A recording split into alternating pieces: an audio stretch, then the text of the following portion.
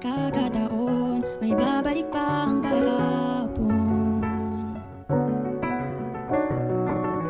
Natatandaan mo pa ba ang tayong dalawa ang unang nakita? Panahon ng kamusmusan sa piling ng mga bulaklak at halaman. Doon tayo nagsimula ang harap at tunglang.